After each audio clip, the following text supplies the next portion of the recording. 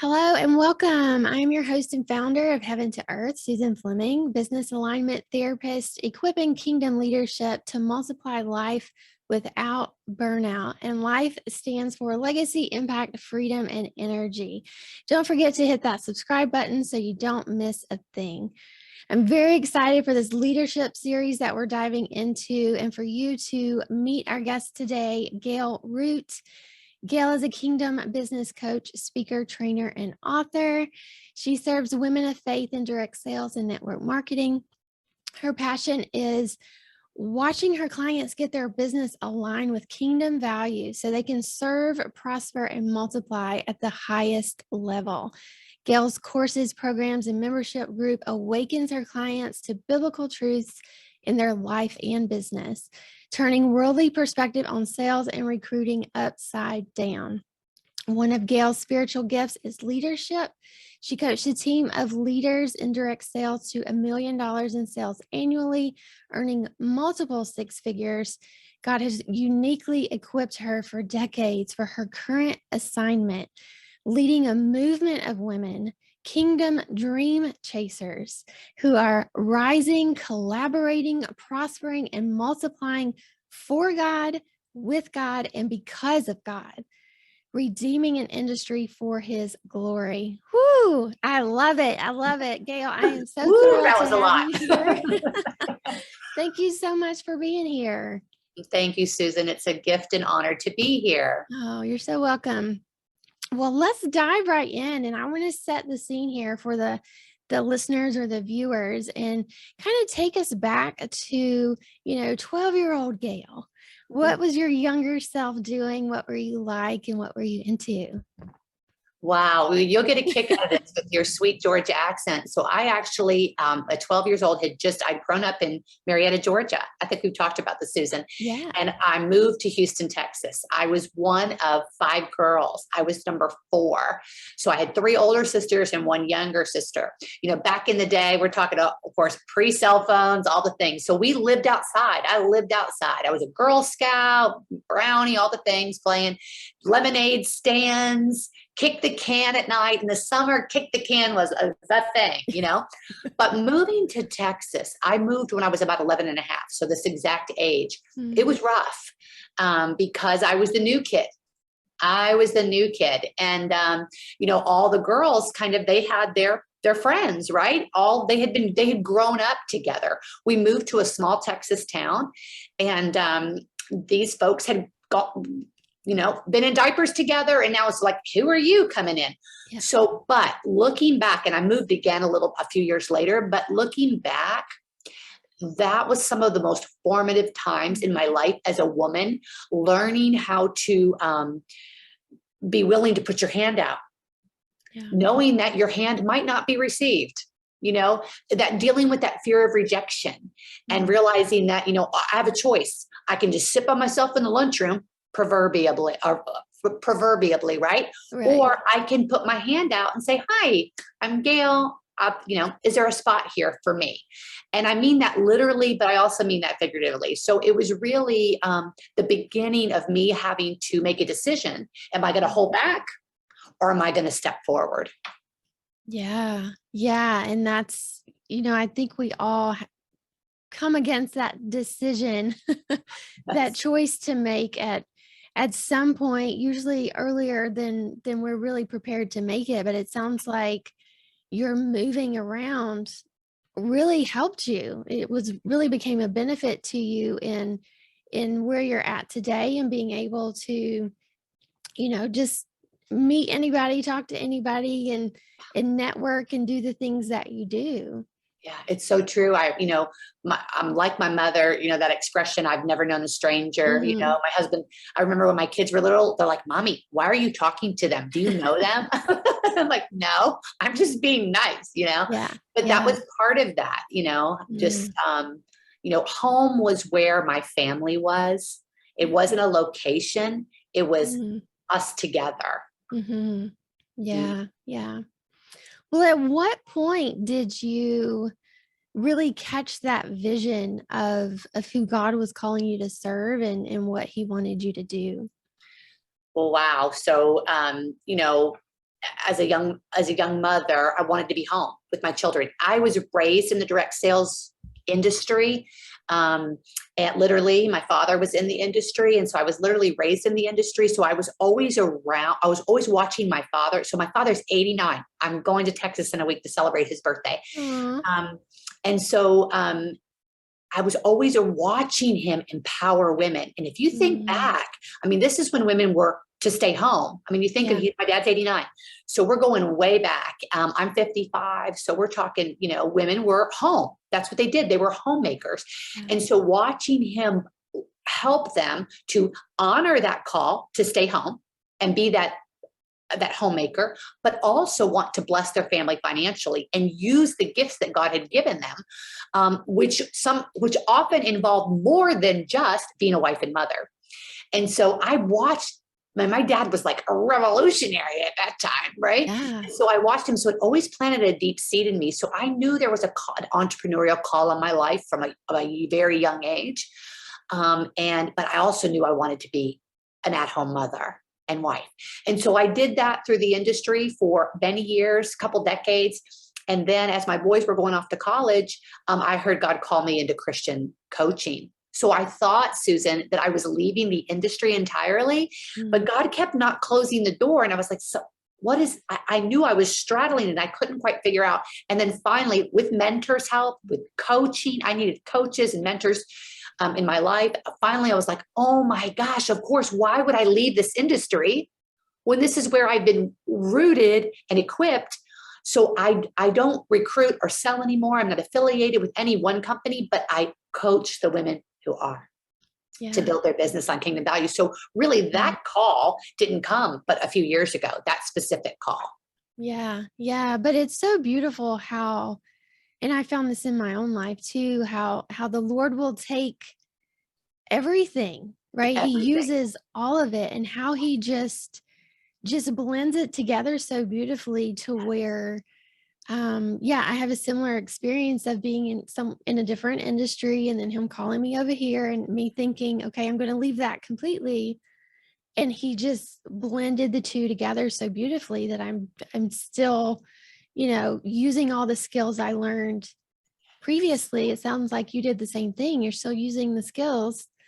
It's that base kind of that base gifting that we have just being used in different ways. Exactly. Exactly. And Yeah. I believe that in all my coaching clients, I believe that, they all have they have those same life experiences that, as you said, God wastes nothing. And Yes. so he wants to utilize, I even liken it to like little breadcrumbs when you're trying to figure Mm. out, well, who am I called to serve, Gail? Well, God's left breadcrumbs. Let's go find them. It's like a Yeah. treasure hunt. Yeah. Yeah. Exactly. Well, do you feel like it's been difficult to really remain focused on that vision that he's given you, or is that something that you just felt so passionate about you were able to kind of like, I don't want to say stay on track, but like has it been difficult to stay focused on that vision he's given you? It hasn't, and that's such a wonderful question, because it just to feel the peace of Mm. answering that it hasn't been difficult, and then my mind goes, well, why hasn't it been difficult? One reason is I spend time with them every morning, and this isn't something that I've always done in my journey as a believer. I've been a believer for many years. I treated God kind of like a consultant. Mm. I worked my business, and he was far too busy to, need to be in the minutia of my day. So I only called on him when I was desperate, Mhm. But I've come to learn that he wants to be involved in not wants to be, he already is involved Mhm. in every detail, but he wants me to know that and to invite him in and bring him in. So, um, I spend time with him every morning, and just part of that, I've got a 6-step practice that I do. And part of it is refreshing and reminding and asking him to show me that vision, not just in my business, in my marriage, in my health, and, different things will come up each day. I don't do all of those every day. But that helps keep me rooted and knowing that, Jeremiah 29:11 is for me to live daily. And so I'm knowing that he has plans to prosper me, not harm me, give me a hope in the future in my business. And so, Yeah. I do sometimes wonder every once in a while, I'll get a little like, am I on track, Lord? And kind of what I hear in my spirit is, girl, I'll detour you. You just keep going and I'll put up the detours if and when we need them. Just trust that. So just keep going. Yeah. Yeah. Absolutely. I mean, I think we overcomplicate it. Yes. Yes. For sure.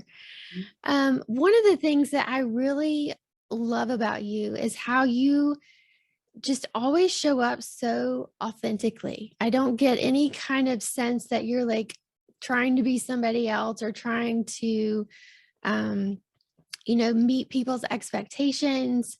And so just curious, like, because you see a lot of other people really diluting their beliefs or not showing up. You can tell when someone's not being authentic. And so, how have you been able to really step into being yourself and connecting authentically with those that you're serving? Wow. Well, I don't know if there's a greater compliment. I got all teary. Thank you so much. I have to say that I've needed coaches to help, pull that out, because I think authenticity comes when we are not living in fear. And so if I'm living in a place, I had a girlfriend tell me years ago, Gail, we live, and I was struggling with something. And she said, Gail, we live for the audience of one. Mm, And that radically impacted me. It was one of those defining moments, like a before and after. yeah. It was a before and after in my life. And so there are definitely women that I watch that show up authentically. And there was, when you see a woman online, being authentic, it gives you freedom. It casts vision for you to get free, it gives you freedom. But I think ultimately, to answer the question is, I really believe that our currency for favor is authenticity. I Mm, mean, if you really think about, like, if you think of a currency as a transaction, and we want favor from the Lord, right? We want favor for our clients, our customers, whoever we're in community with. If we want favor, I really believe authenticity is the currency, because especially in this online world, we're so inundated like never before with yeah. people coming at us with things and stuff. And so there's a wall up. There's a wall up. We're on guard. We should be. But when someone's authentic, we allow that wall to come down. We allow a conversation to happen. So I just think the more we can focus on being who God's called us to be, that naturally happens. That authenticity comes out. The fear, I'm not saying the fear is totally gone, but the fear is not a stronghold anymore, in Mhm. however it's manifesting itself. And so I'm able to show up authentically. And then that, I see the fruit. I see the fruit of that authentic, showing up for my clients authentically. Yeah. Yeah, absolutely. I mean, that's one of the things that I don't know if admire is the right word, but in reading the Bible and watching how Jesus interacts, his authenticity is what people were drawn to, Exactly. and so and we're called to be that way too. And I think you just do that so beautifully. Thank you so much. You're welcome. So you've mentioned coaching a few times. How important do you feel it is to have mentors and coaches in your life? Wow. Well, you've probably heard this expression before, but so when I was a new coach, so in the industry of direct sales and network marketing, when you're leading a team, you are coaching, right? So I never called myself, I would say I had coaching appointments every week with my leaders, but Mhm. I didn't brand myself as a coach. But in hindsight, I really was coaching all the time. But when God called me into really getting certified and becoming a coach, I remember that feeling like, but I'm not making any money at this yet. So I can't hire a coach. Yeah. And then I heard the expression, and oh my gosh, Susan, I know you know the expression, but this has killed me. Do not buy clothes from a naked man. And what I love about that is like, Gail, here you are naked because you're saying, hey, come buy my coaching services, but I'm not being coached. So I'm not believing in the services that I'm actually asking you to purchase from me. So now it's almost it's just a matter of integrity for me that I am in an active coaching relationship. I have hired coaching, and now sometimes I take it a little too far. I have a peer coach. I have a productivity coach, I have a business coach. It's like, okay, Gail, well, calm down. No, I highly value coaching, and I do believe that, that helps me to be equipped at a higher level to serve my clients. And that if I'm not willing to invest in my own coaching, basically I'm saying, I don't think I'm worth whatever I'm asking you to pay. So it's in my equipping that I increase my value. Yeah, absolutely. I 1,000% agree with that. I know for me, when I started, there was a shift that happened in me when I was willing to say, God, I trust you, and I'm going to put out this investment amount that I'm a little uncomfortable with. Yes. Yes. But it was for my benefit, and not just that the coaching was for my benefit, but there's a shift that happens for us, I believe, in our soul when we are willing to invest something that's important to us. So whether that's time or that's money, when that whole saying, put your money where your mouth is.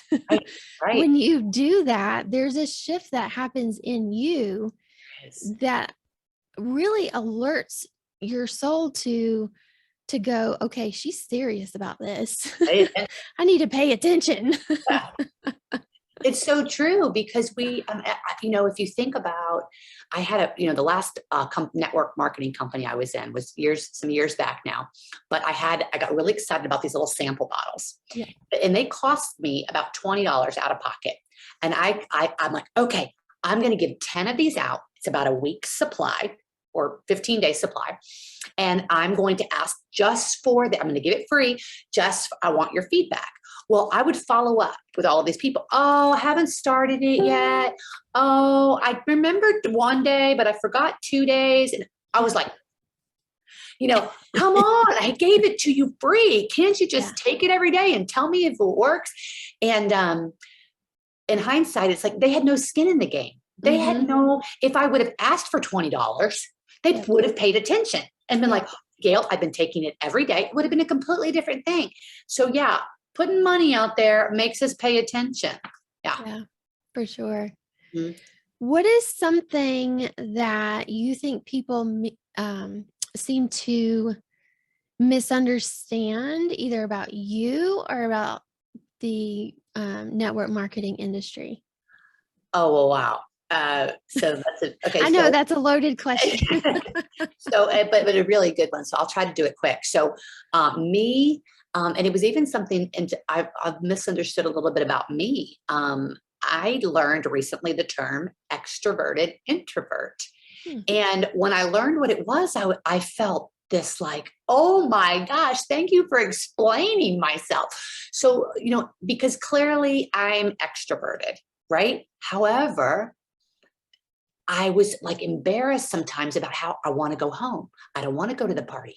I want to leave early. I'm ready to go. And so let's just stay home. Let's just, and, or there'd be a networking event. I don't want to go, but this is an opportunity to, share. I don't want to do it, So I am an extroverted introvert. So I think sometimes people, they see me, whether it's, whether they're my coaching clients or whatever, and they think, oh, Gail, it's just easy for you. It's just easy for you to show up and do the thing. No, I struggled with tons of fear about going live, and still won't go live really on my personal profile. on Facebook.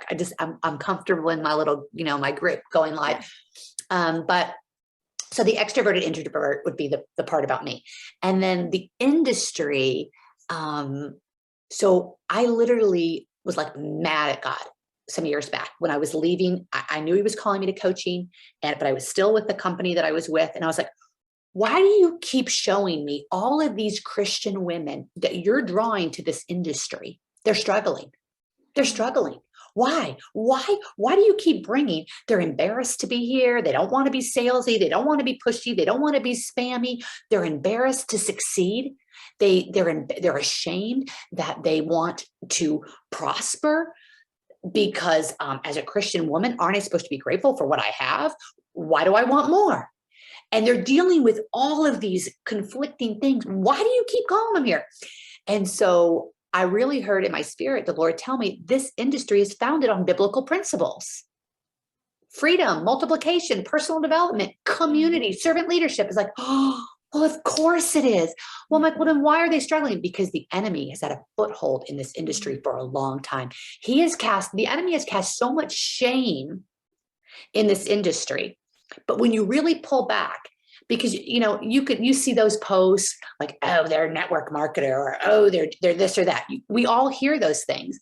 But if we really pull back and look, here is a woman stepping out with courage, putting herself out there. Why? Because she wants to bless her family. She wants to make a difference in her family's financial situation. She wants to find community. She might be in a situation, which many women are, whether it's corporate, nursing, so many different careers, where there's not a lot of love going on. She wants to be with a group of women who are encouraging her and inspiring her to be the best God's called her to be. That's what happens in this industry. So, but there's all of that, I'm like, so Lord, why does the enemy have such a foothold here? Because it's founded on biblical principles. He doesn't want her to find the freedom, to find the servant leadership, to find the community, to find the multiplication. He wants to get into her mind and undermine it at every turn. And so then I was like, okay, we're going to do something about this. Yeah. Yeah, that's so good. That's so good. And not anything I had thought of. I think that's great to bring people's attention to, because I know I was with a network marketing company for a while, and I knew they were founded on biblical principles. But I still didn't make that connection until you just now said that. That's wow. I feel like people are going to have breakthrough from that. That revelation right there. Thank you for sharing that. So kind of along the same vein there, I know one of the things that you really believe is that there's no competition in the kingdom. There's no competition between women, whether you're in the same business or not. And so curious to know, what do you value most in a partnership or a collaboration?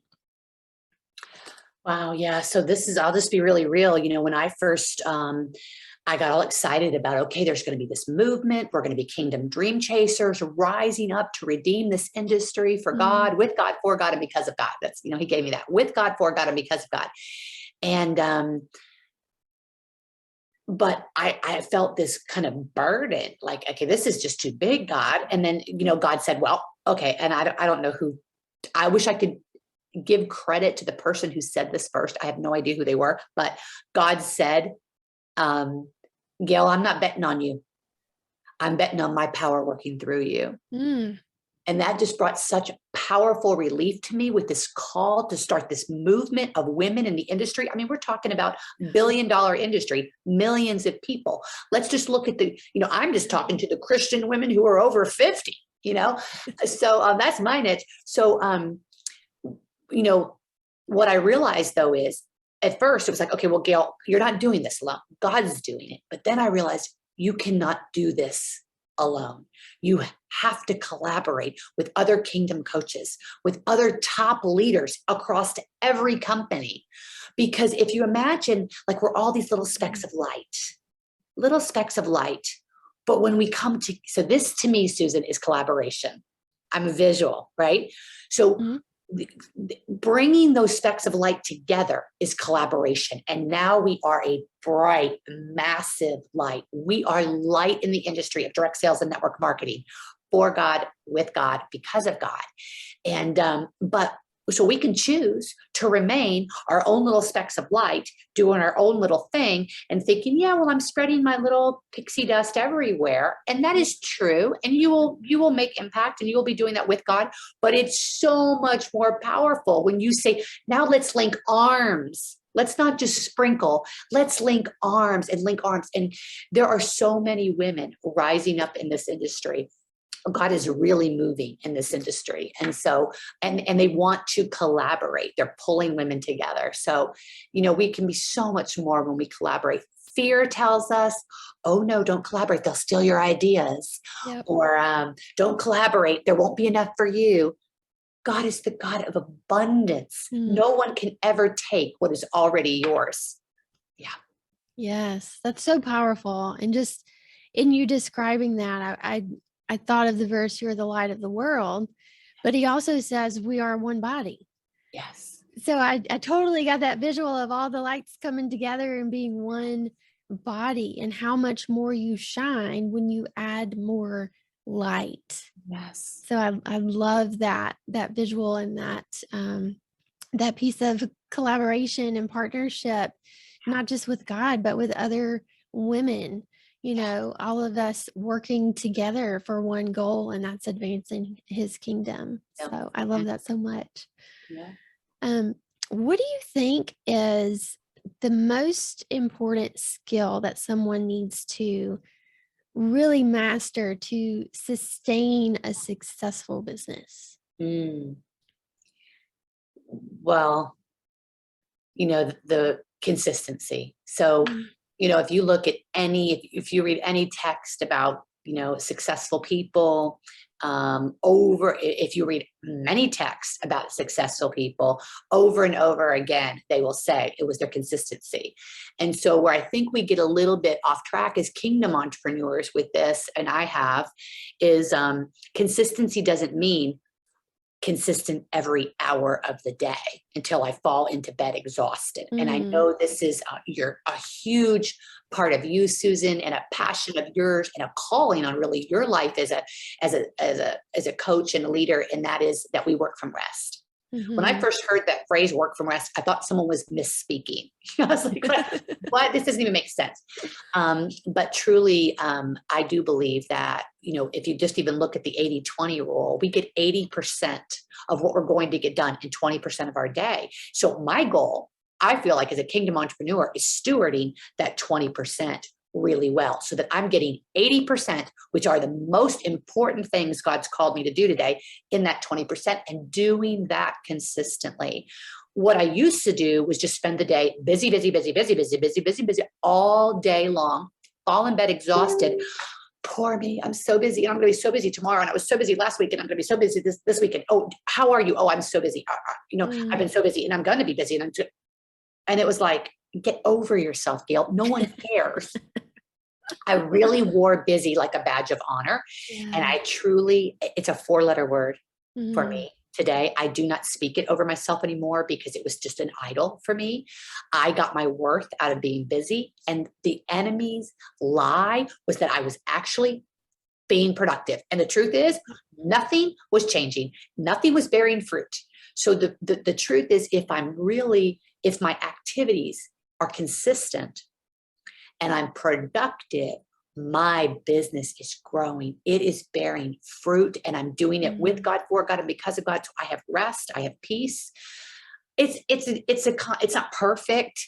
I've got to make course corrections. I've got to have the Holy Spirit say, "Up, girl, getting a little off track over there. Let's pull it back over here." So it's not perfect, but consistency. It's amazing. Even with my clients, I tell them I have a superpower. Give me your calendar and I'll tell you exactly what's wrong with your business. And it really, it really isn't a superpower. Anybody like, you know, a 15-year-old could probably look at my calendar and tell me what's wrong with my business. But when you look at someone's calendar and there is that consistent activity, consistently sitting with the Lord, consistently seeking him, consistently doing those most important things, honoring the time blocks, then consistently posting if you're an online business, consistently reaching out to your clients, following up with, consistently doing, if you're a coach, doing the clarity calls, welcoming the new member, that consistent, if you see that consistency, that's it. We want to make it harder. We're like, clearly, Gail, it can't be that easy. Yeah. Consistency isn't easy, but it's simple. It's simple, but it's not easy. Yeah. Yeah, I would agree with that 100%. For sure, that consistency piece, and also that busyness piece, right? I mean, it's such a vicious cycle. Yes. And so many women get stuck in it because we feel like we've got to wear all the hats. We've got to do all the things. And it comes from a good place. Yes. You want to serve, and you want your business to be successful, right? Because the majority, I would say, are wanting to contribute to their family. Amen. Right? It's all rooted in good intention. Yes. And that's where the enemy can sneak in and just keep you busy. That's so true. He uses the truth and perverts it. Yeah. Absolutely. Yeah. Yeah. But the consistency piece to be successful, I love how you started that with saying, if you look at any successful business, And that's going to be the overlapping theme in every interview you read or watch with a CEO or someone really successful, is that. yes, look at weight loss. I mean, there's like the perfect easy example. What happens if you aren't consistent? That's Yeah, the easy one. absolutely. Yeah. Well, we started out talking about a 12-year-old Gail, so let's end up there as well. If you could turn back time, talk to her again, what would you say to her? Mm-hmm. Wow. I would tell her, I would want to give her that freedom of knowing that no matter what path she chooses, whether it's, being the mother, the wife, the career, both, whatever path she chooses, just find the women who've gone before her, that are doing that with Jesus, and follow them, because they know what's going on. You can get lost searching all over the place for all different things, but find your path, then find the women who are ahead of you on that path, but they're doing it with Jesus, for Jesus, and because of Jesus. And they will illuminate light for you. They will accelerate growth for you. They will help you bend time, overcome obstacles, because you'll be watching, what they did, and they'll share it with you because that's who they are and who they've been called to be. Yeah. That's so beautiful. I'm not going to add anything to that. I'm going to leave that right there. Gail, thank you so much for being with me today. This has been one of the best conversations. Thank you so much, Susan. You are such a gift. And I just love that God called you to do this. I mean, as kingdom women, we need to hear these leadership stories and share our stories. We give and we receive. So thank you everybody so much for tuning in today, if you're watching or listening. And if you want to learn more about me or any of my guests in the series, all the links are going to be found in the description of the video. Don't forget to hit that subscribe button and share it on all your social pages. And remember that you have the power to multiply life, legacy, impact, freedom, and energy without burnout. We'll talk to you soon.